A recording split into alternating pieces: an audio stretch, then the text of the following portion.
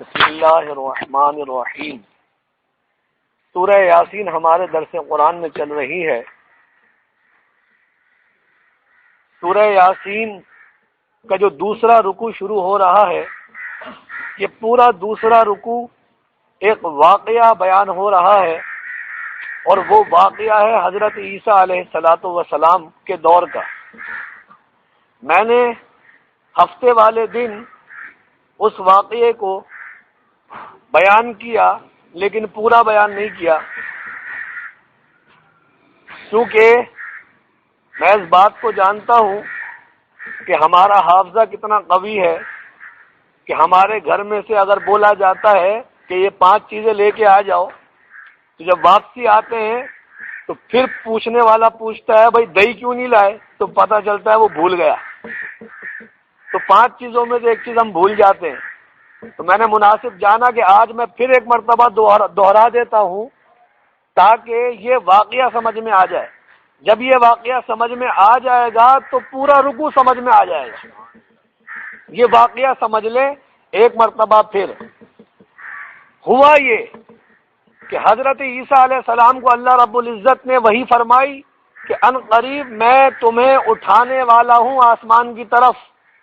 جب یہ میسج عیسیٰ علیہ السلام کو مل گیا تو پھر عیسیٰ علیہ السلام نے اپنے جو حواری تھے، اپنے جو مبلغ تھے، حواری تھے، انہیں مختلف جگہ پر تبلیغ کے لیے جگہیں متعین کر دی کہ تم دونوں وہاں چلے جانا، تم دونوں وہاں چلے جانا، تم 3 وہاں چلے جانا، جگہیں متعین کر دی۔ تو جب حضرت عیسیٰ علیہ السلام کی متعین کردہ جگہ انطاکیہ کی طرف 2 مبلغ گئے۔ یہ انطاکیہ وہ بستی ہے جو روس کی بستیوں میں سے ایک بستی کا نام ہے انطاکیہ۔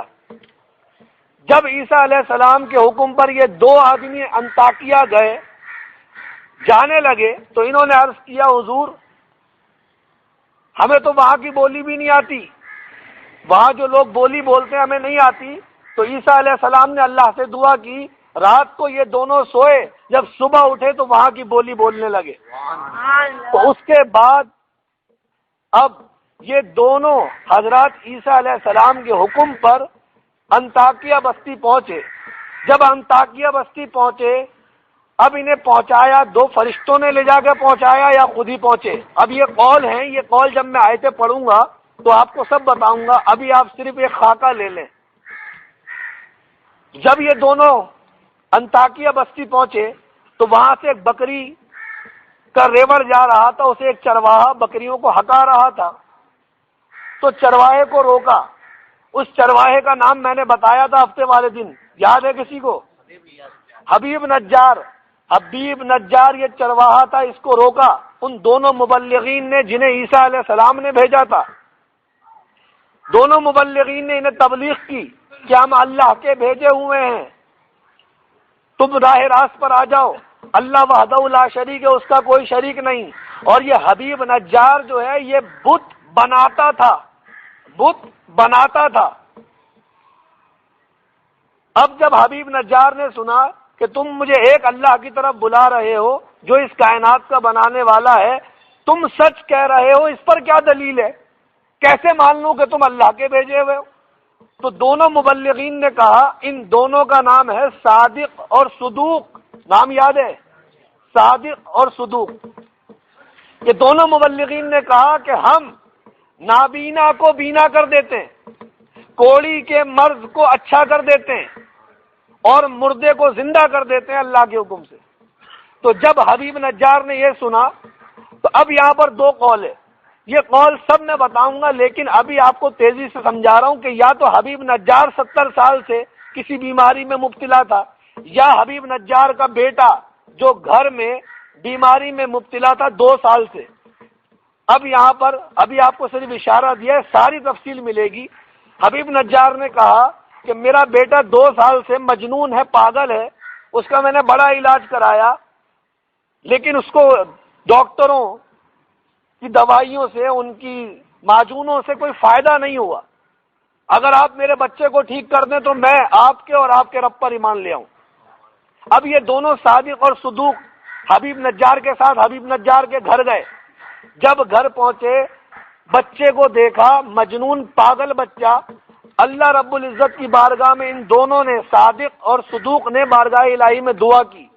دعا کرنے کے بعد بچے کے اوپر ہاتھ پھیرا، 2 سال سے بستر پہ اوپر، بستر مرگ کے اوپر لیٹا ہوا بچہ صحت مند اور تندرست و توانا ہو کر کھڑا ہو گیا۔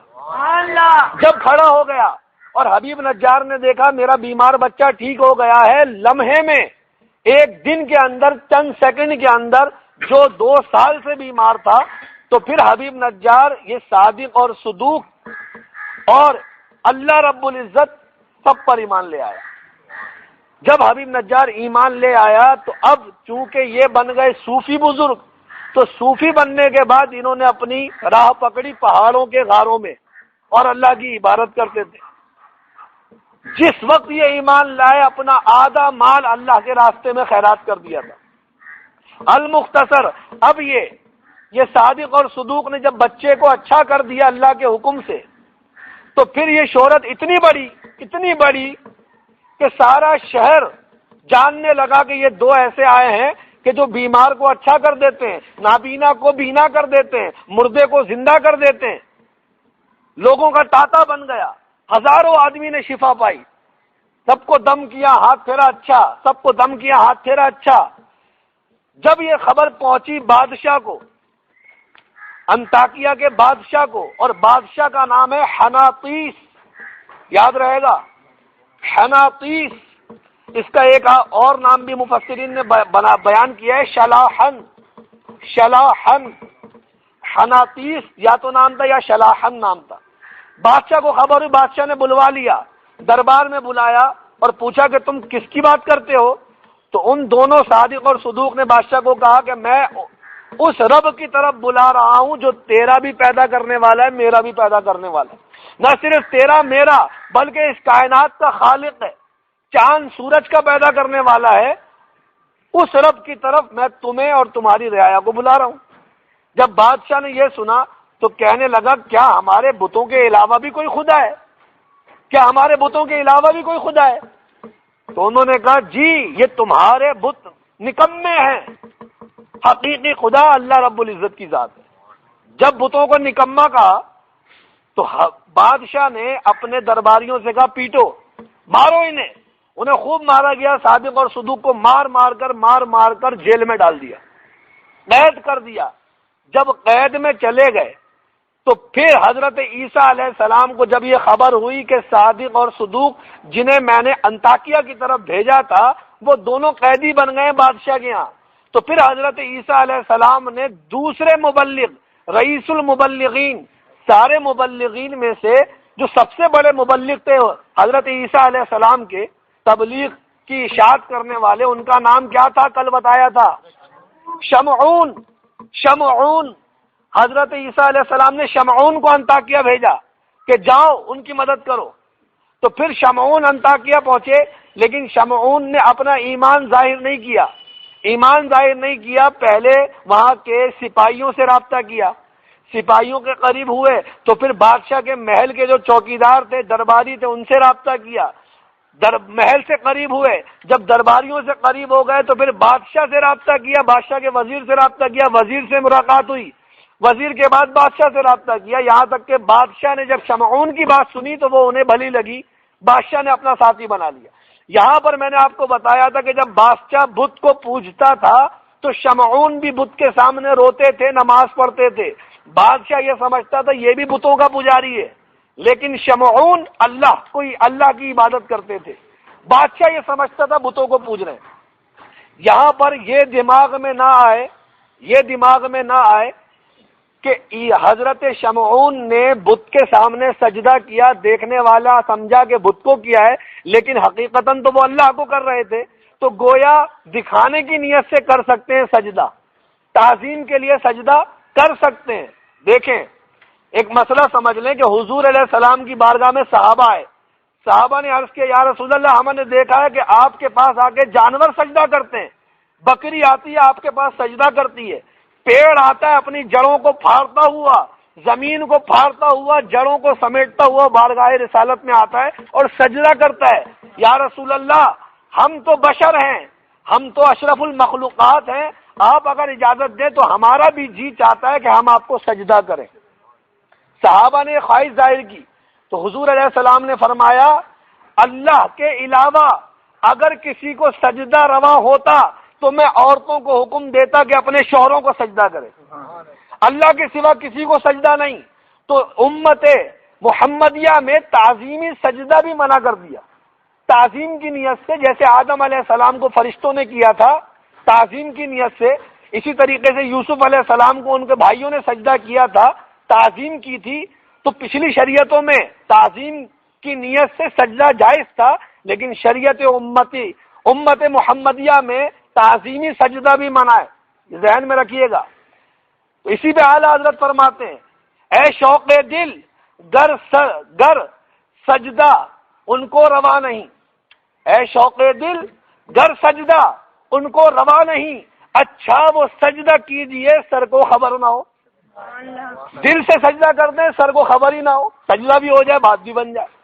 تو بات یہ ہے کہ سجدہ سر منع، سجدہ دل منع نہیں ہے۔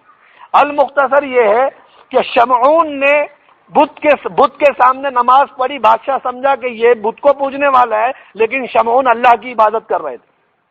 اب یہاں پر بادشاہ کے جب قریب ہو گئے شمعون تو پھر بادشاہ سے بولا کہ بادشاہ سلامت، میں نے سنا ہے کہ آپ کی قید میں 2 ایسے قیدی ہیں جو کسی اور خدا کی بات کرتے ہیں، آپ انہیں میرے سامنے لائیں، میں بھی تو پوچھوں کہ وہ کس خدا کی بات کرتے ہیں۔ تو بادشاہ نے شمعون کے کہنے پر ان دونوں کو بلوا لیا، ان دونوں کو جنہیں عیسیٰ علیہ السلام نے بھیجا تھا، صادق اور صدوق، بلوا لیا دربار میں۔ شمعون نے پوچھا کہ بھائی تم کس خدا کی بات کرتے ہو اور تمہیں کس نے بھیجا ہے؟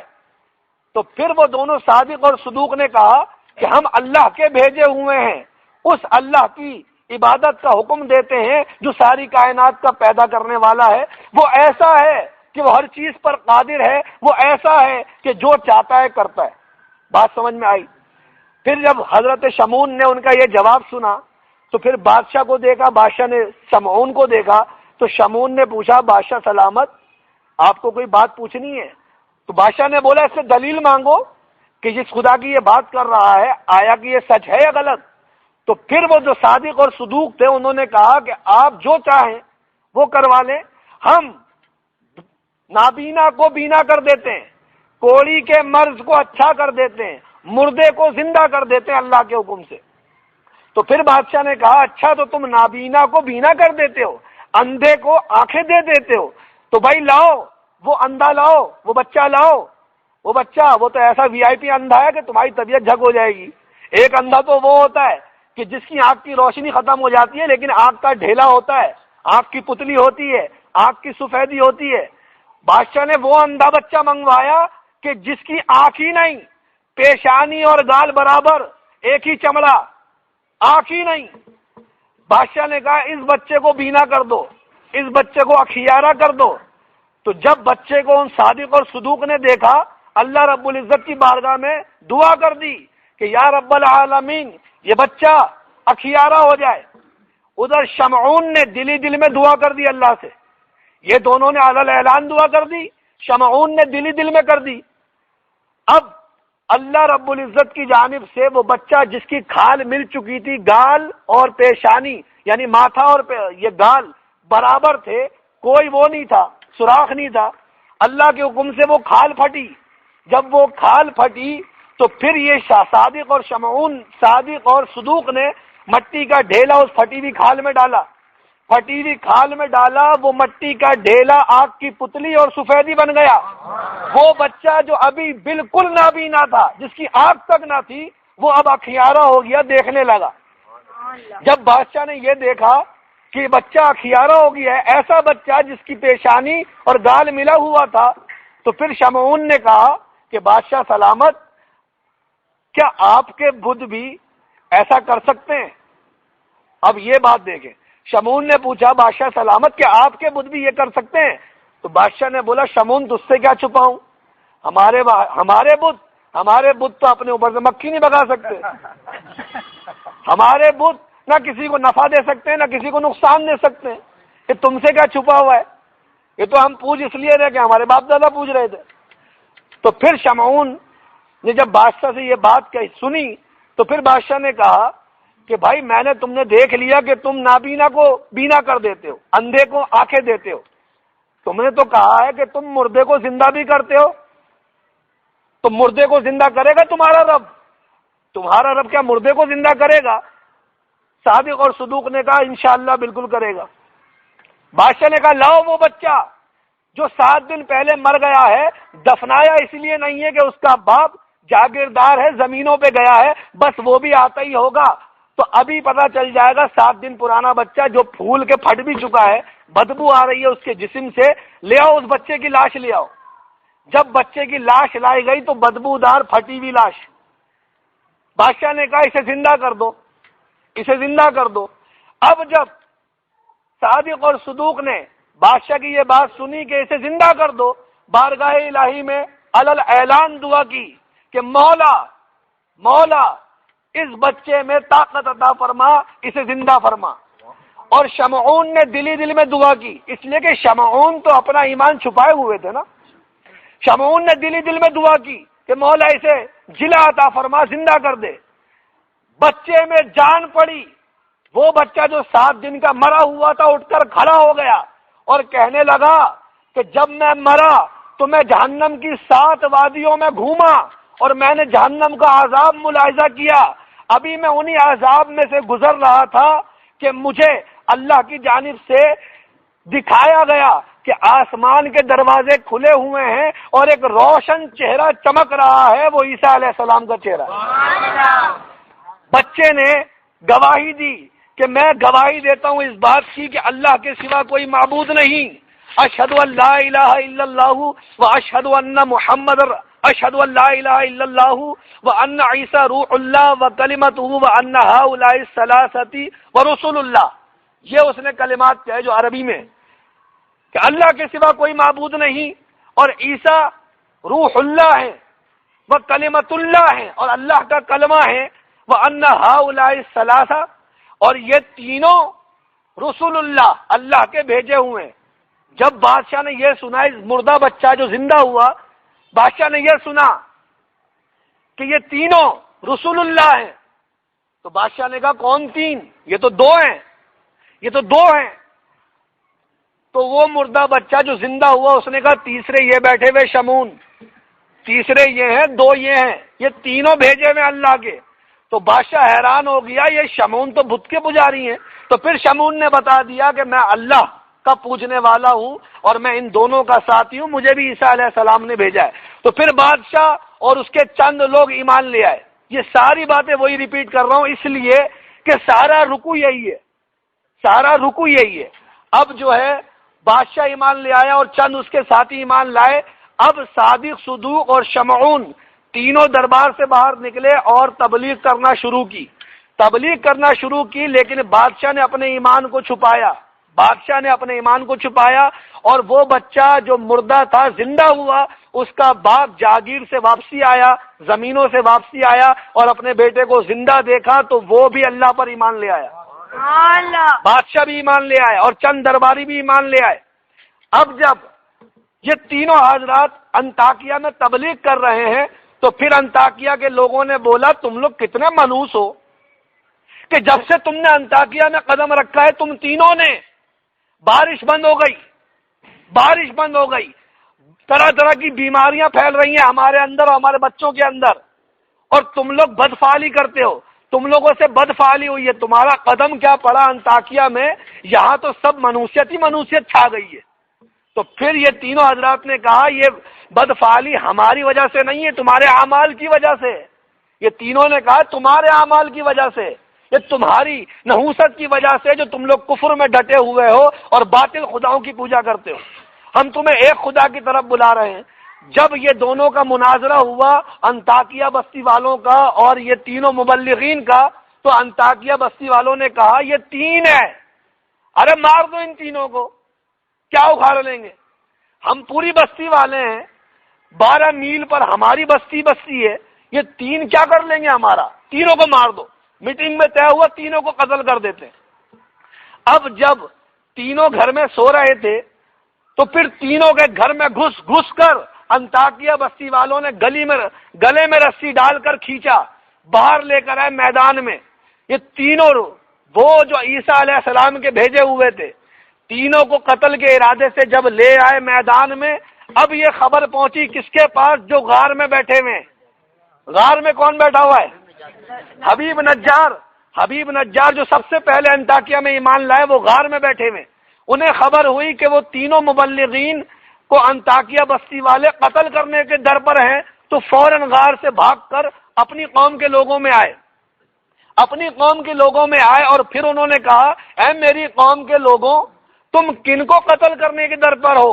یہ وہ لوگ ہیں کہ جنہوں نے 2 سال کچھ مہینے کے عرصے میں تم سے کوئی چندہ نہیں مانگا۔ اگر کوئی آدمی تمہیں اللہ کی طرف بلا رہا ہے، اس کا کوئی مفاد چھپا ہوا ہے، تو وہ مفاد اتنے بڑے عرصے میں ظاہر ہو جاتا ہے۔ تم کس کے قتل کے در پر ہو؟ یہ تو تم سے کوئی معاوضہ بھی نہیں مانگتے، یہ تو اس رب کی طرف بلا رہے ہیں جو ساری کائنات کا خالق ہے، اور تم لوگ بتوں کے پوجنے والے ہو۔ میں بھی اس رب کا ماننے والا ہوں جس کے یہ لوگ ماننے والے ہیں۔ جب بستی والوں نے سنا کہ یہ حبیب نجار ہماری قوم کا ہو کے ان کا ساتھی ہے، تو ان تینوں کو چھوڑا، حبیب نجار کو پتھر مارنا شروع کر دیا۔ حبیب نجار کو مارتے گئے، سنگ باری شروع کر دی۔ حبیب نجار جب گرے تو انہوں نے فرمایا، انی آمنت بربکم فاسمعون، میں ایمان لایا تمہارے رب پر۔ یہ تینوں کھڑے ہوئے تھے نا، تمہارے رب پر ایمان لایا، فاسمعون، غور سے سن لیجئے، گواہ ہو جائیے گا قیامت کے دن کہ حبیب نجار آپ کے رب پر ایمان لے آیا، اور آپ کا رب سے مراد یہ بستی والے بھی ہیں اور وہ تینوں بھی ہیں، اس لیے کہ بستی والوں کا خدا بھی وہی ہے اور تینوں کا خدا بھی وہی ہے۔ بھئی امیر کا خدا بھی اللہ ہے، غریب کا خدا بھی اللہ ہے، ایک سونار کا خدا بھی اللہ ہے، ایک لوہار کا خدا بھی اللہ ہے، بات تو ایک ہی ہے نا۔ تو خدا تو سب کا ایک ہے۔ اب جب حبیب نجار پہ سنگ باری شروع ہو گئی، پتھر پہ پتھر۔ اب یہاں پہ ایک چھوٹا قول بتا دوں، حضرت حسن بصری کا قول ہے، آپ فرماتے ہیں کہ حبیب نجار کے گلے میں سنگ باری کی، گلے میں رسہ ڈال کر درخت پہ ٹانگ دیا۔ دوسرا قول یہ ہے کہ حبیب نجار کو کھڑا کر ایسا آرا مارا کہ سر سے لے کے پاؤں تک 2 ٹکڑے کر دیا۔ حبیب نجار کو چیر دیا، اوپر سے لے کے نیچے تک چیر دیا۔ تیسرا قول یہ ہے کہ حبیب نجار کی بوٹیاں کر کے کنویں میں پھینک دی۔ یہ تیسرا قول ہے، یہ صرف آپ کو ابھی بتا رہا ہوں، انشاءاللہ تفصیل آئے گی۔ جب حبیب نجار شہید ہو گئے تو حبیب نجار نے جو بستی والوں کو باتوں میں لگایا تھا، مفسرین نے فرمایا اس لیے لگایا تھا کہ یہ تینوں حضرات جلدی سے یہاں سے نکل جائیں، فوراً یہاں سے چلے جائیں، کہ مجھے مارنے کے بعد یہ لوگ انہی کی طرف آنے والے۔ تو حبیب نجار نے سب کو اپنے طرف متوجہ کر لیا، سب نے مل کے حبیب نجار کو مار دیا، اور یہ تینوں اصحاب، تینوں شمعون، صادق، صدوق، یہ تینوں یہاں سے چلے گئے۔ ایک قول یہ ہے کہ چلے گئے، دوسری جگہ چلے گئے۔ ایک قول یہ ہے کہ انہوں نے حبیب نجار کو مار کر ان تینوں کو بھی شہید کیا، بادشاہ کو بھی شہید کیا، اس نابینا بچہ جو بینا ہوا تھا اس کے یہ حبیب نجار کو شہید کیا، اور وہ بچہ جو مردہ زندہ ہوا تھا اس کے باپ کو بھی شہید کیا، سب کو شہید کیا۔ المختصر، جب حبیب نجار شہید ہو گیا، جب حبیب نجار شہید ہو گئے تو اللہ رب العزت نے قرآن سورہ یاسین جو قرآن کا دل ہے اس میں حبیب نجار کے جنتی ہونے کی بشارت دے دی۔ قیل ادخل الجنہ، اے حبیب آجا ہماری جنت میں، آجا ہماری جنت میں، ان ہمیشہ رہنے والی نعمتوں میں آجا، ان ہمیشہ رہنے والے حوروں کے پاس آجا۔ حبیب نجار کا دم نکلا۔ اب حبیب نجار جب جنت میں پہنچے اور جنت کی نعمتوں کو دیکھا تو پھر حبیب نجار نے کیا کہا، یا اللہ کاش کہ میرے قوم کو لوگ بتا دیں کہ حبیب کن عیش و آرام میں، کس عیش میں حبیب گھوم رہا ہے، کہ میری قوم کو پتا چل جائے کہ وہ راہ راست پر آ جائے۔ اب یہاں پر مفسرین نے فرمایا کہ جب اللہ رب العزت کہ اس بندے کو حبیب نجار کو شہید کر دیا گیا تو اللہ رب العزت نے آسمان سے کوئی فرشتے نازل نہیں کیے کہ بہت سارے فرشتے آ رہے ہیں، بہت سارے فرشتے، ایسا نہیں۔ یہاں پر میں بات اس لیے کر رہا ہوں کہ بہت سارے فرشتے نازل نہیں کیے کہ یہ بستی کو تباہ کرنا کوئی لشکر تھوڑی بھیجنا ہے فرشتوں کا، کوئی ایک 10 لاکھ کا لشکر آ رہا ہے بستی والوں کو تباہ کرنا ہے۔ اللہ رب العزت کے لیے بستی کیا ہے؟ کچھ بھی نہیں. اللہ رب العزت نے جبریل کو حکم دیا ہلاک کر دو، جبریل امین کو حکم دیا کہ ہلاک کر دو. اب جبریل امین نے ایک چیخ ماری، ایک چیخ، فَإِذَا نَفْخَةٌ وَاحِدَةٌ ہے، صَيْحَةٌ وَاحِدَةٌ، ایک چیخ ماری، ان کے دل ان کے سینوں میں پھٹ گئے، سب مر گئے، ساری کی ساری بستی والی مر گئے. اور کچھ ایمان والے تھے تو اللہ رب العزت نے ان پہ نیند طاری کر دی، انہیں کچھ بھی نہیں ہوا.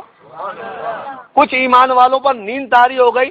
اب جب وہ لوگ ہلاک ہو گئے، کافر بتوں کے پجاری ہلاک ہو گئے، اللہ رب العزت نے فرمایا وہ ایسے ہو گئے جیسے بھجی ہوئی خاک، بھجی ہوئی آگ، بھجی ہوئی راکھ. یعنی جب آگ جل رہی ہو اور اس پر منو پانی ڈال دیا جائے تو آگ کا کیا حال ہوتا ہے، ایسا ہو گیا. اللہ رب العزت نے فرمایا کہ جو لوگ نصیحت کرنے والوں کا مذاق اڑاتے ہیں اللہ ان کا ایسے ہی انجام کرتا ہے.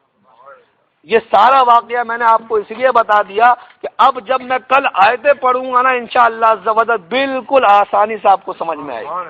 وآخر دعوانا ان الحمدللہ رب العالمین. اللہم صلی علی سیدنا و نبینا و مولانا